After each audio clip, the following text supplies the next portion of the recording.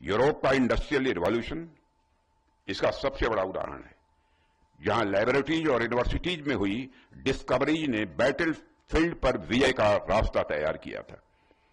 Cold war के दौर में भी हमने देखा कि दो सुपर पावर्स ने बिना एक भी गोली चलाए टेक्नोलॉजिकल सुपरमेसी की जंग लड़ी, और उस समय यह बात पूरी तरह से स्पष्ट हो गई थी कि आने वाले समय में साइंटिफिक इनोवेशन और मिलिट्री स्ट्रेंथ को अलग अलग नहीं देखा जा सकता है। साथियों, आज दुनिया एक गहरे परिवर्तन के दौर से गुजर रही है और जिस गति से ग्लोबल ऑर्डर बदल रहा है, उसी तरीके से, उसी तेजी से वारफेयर के तरीके भी बदल रहे हैं। अब युद्ध सिर्फ सीमाओं पर नहीं लड़े जाते, वे हाइब्रिड और असिमेट्रिकल स्वरूप ले चुके हैं और इनके थिएटर्स ऑफ कॉन्फ्लिक्ट जमीन से लेकर आउटर स्पेस तक फैले हुए हैं। ऐसे समय में ट्रेडिशनल डिफेंस आउटलुक अब पर्याप्त नहीं रह गया है। अगर हमें इन बदली परिस्थितियों का सामना करना है तो हमारी डिफेंस स्ट्रेटजीज को अधिक कोऑर्डिनेटेड, एडेप्टिव और प्री इम्प्टिव होना होगा। और हमारी सरकार ने फ्यूचर रेडी और रोबस्ट आर्म फोर्सेस के निर्माण के लिए कई बोल्ड और डिसाइसिव रिफॉर्म्स भी किए हैं, और ये रिफॉर्म्स भारत की नेशनल सिक्योरिटी के साथ साथ हमारी स्ट्रेटेजिक ऑटोनॉमी को भी इंश्योर करते हैं। इनमें से एक ऐतिहासिक कदम था चीफ ऑफ डिफेंस स्टाफ के पद का सृजन। यह निर्णय तीनों सेनाओं के बीच कोऑर्डिनेटेड और सिनर्जी को मजबूत करने की दिशा में एक महत्वपूर्ण मील का पत्थर साबित हुआ। ज्यों ही रक्षा मंत्रालय की जिम्मेदारी प्राप्त हुई थी, हम प्रधानमंत्री जी बैठे थे। प्रधानमंत्री जी ने उसी समय चर्चा की कि राजनाथ जी, अब समय आ गया है कि सीडीएस के पद का क्रिएशन किया जाना चाहिए। अभी रिसेंट उदाहरण के रूप में आप ऑपरेशन सिंदूर को देख सकते हैं। ऑपरेशन सिंदूर के दौरान तीनों सेनाओं के बीच असाधारण ज्वाइंटनेस और इंटीग्रेशन को देखने को हम सबको मिला है। उस ज्वाइंटनेस और इंटीग्रेशन का परिणाम क्या हुआ, यह तो पूरी दुनिया ने देखा है।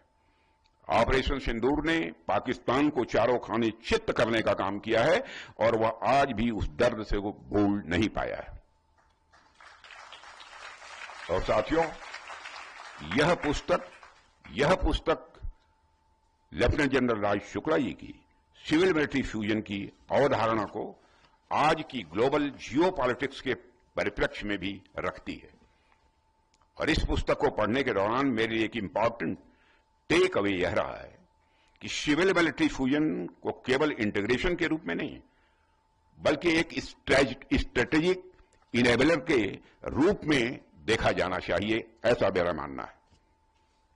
यह ऐसा इनेबलर है जो इनोवेशन को बढ़ावा देता है, टैलेंट को बनाए रखता है और हमें टेक्नोलॉजिकल सेल्फ रिलायंस की दिशा में भी यह अग्रसर करता है।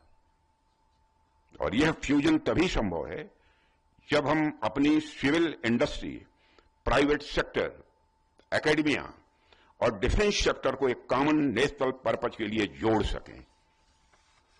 इससे हमारी इकोनॉमिक प्रोडक्टिविटी और स्ट्रेटेजिक एज भी स्वाभाविक रूप से कई गुना बढ़ जाती है। इसी सोच और इसी सिनर्जी के साथ हमें आगे बढ़ने की जरूरत है। साथियों, आज जब हम टेक्नोलॉजिकल एरा में प्रवेश कर चुके हैं तो हमारे लिए समझना आवश्यक है कि भारत में सिविल मिलिट्री फ्यूजन का स्वरूप कैसा होना चाहिए। हमें सिलेक्टेड टास्क और कोर चैलेंजेस की पहचान करनी होगी और बहुत ही एक बैलेंस्ड, फोकस्ड अप्रोच भी अपनानी होगी ताकि हमारी सिविलियन टेक्नोलॉजिकल कैपेबिलिटीज का उपयोग इंटरनेशनल कन्वेंशंस को ध्यान में रखते हुए मिलिट्री डोमेन में भी प्रभावी रूप से किया जा सके।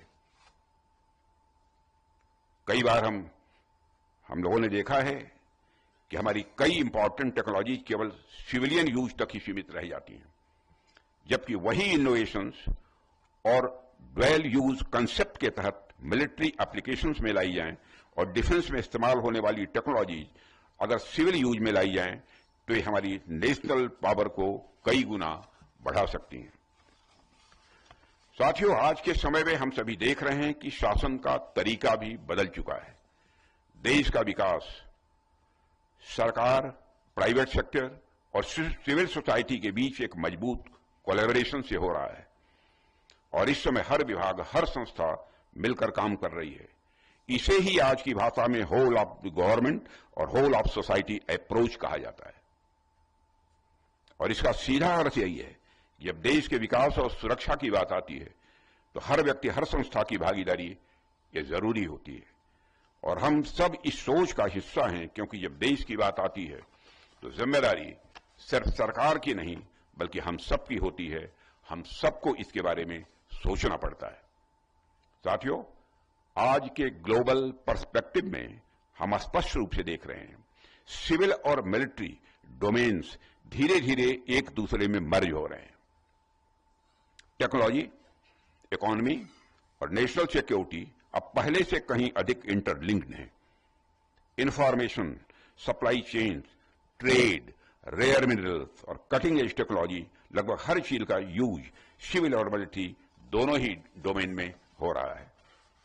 ऐसी परिस्थितियों में सिविल मिलिट्री फ्यूजन एक मॉडर्न ट्रेंड नहीं, इसे मॉडर्न ट्रेंड नहीं मानता मैं। ऐसी परिस्थितियों में सिविल मिलिट्री फ्यूजन केवल एक मॉरल ट्रेंड नहीं बल्कि यह समय की जरूरत बन गई है। इसे इग्नोर करना या इसमें डिले करना किसी भी देश के स्ट्रेटेजिक ग्रोथ के लिए सही नहीं है। मित्रों, भारत में यह प्रक्रिया तेजी से अब आगे बढ़ रही है। हम देख रहे हैं कि हमारी armed forces, government, industry, startup, research institutes और युवा इनोवेटर्स मिलकर यह काम कर रहे हैं। अगर हम अपने हाल के प्रयासों पर नजर डालें तो हम पाएंगे कि सिविल मिलिट्री फ्यूजन की दिशा में भारत ने कई ठोस कदम भी उठाए हैं। हमने डिफेंस मैन्युफैक्चरिंग और पब्लिक प्राइवेट पार्टनरशिप को बढ़ावा दिया है।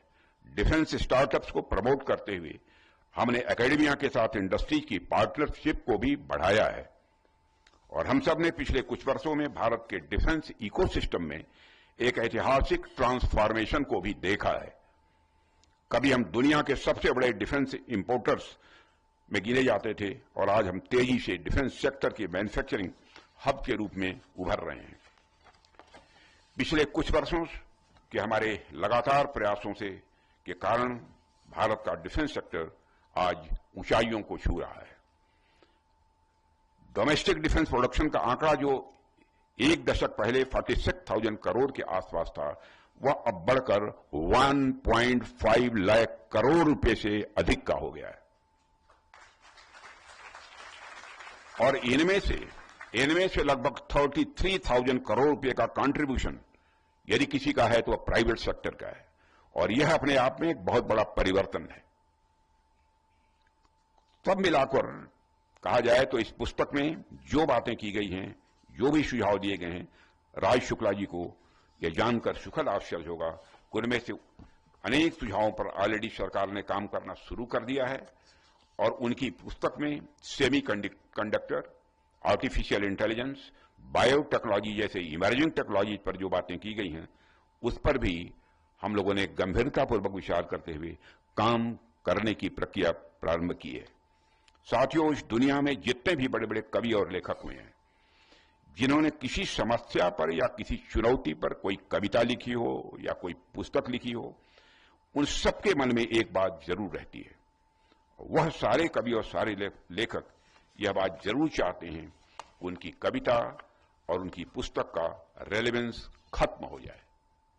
अब आपको आश्चर्य होगा कि मैं क्या कह रहा हूं। सभी यह लिखने वाले चाहते हैं कि उनकी कविता और उनका पुस्तक का रेलेवेंस एक समय ऐसा आए कि खत्म हो जाए, यानी एक समय ऐसा है जब वह समस्या या वह चुनौती पूरी तरह खत्म हो जाए जिसको केंद्र में रखकर वह पुस्तक या किताब लिखी गई है। जैसे मान लीजिए किसी कवि ने गरीब को केंद्र में रखकर कोई कविता लिखी हो, तो जिस दिन गरीबी खत्म होगी उस दिन सबसे ज्यादा खुश वह कवि होगा कि अब उसकी कविता का महत्व खत्म हो गया।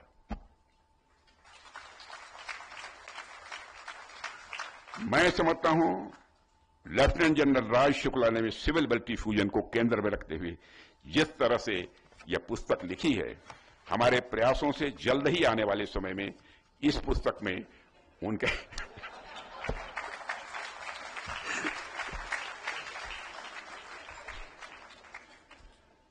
इस पुस्तक में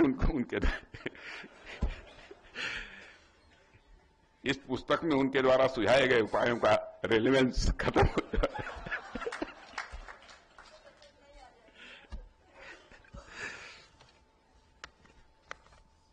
यानी कि राजेश शुक्ला जी के ऊपर आने वाले समय में एक और बड़ी जिम्मेदारी आने वाली है कि वह एक और नए विचार के साथ और एक नए सुझाव के एक नए विचार और एक नए सुझाव के साथ एक नई किताब लिखें।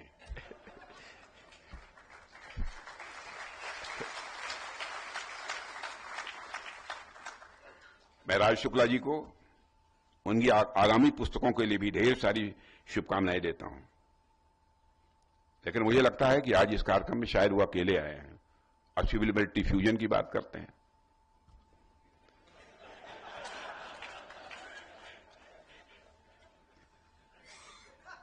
अकलेमंद इशारा काफी समझ गए होंगे आप।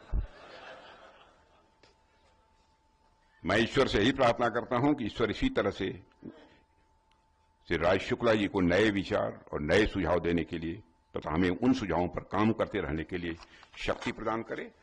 और इन्हीं शब्दों के साथ मैं आप सभी के प्रति आभार व्यक्त करते हुए अपना निवेदन समाप्त करता हूं। आप सबको बहुत बहुत धन्यवाद।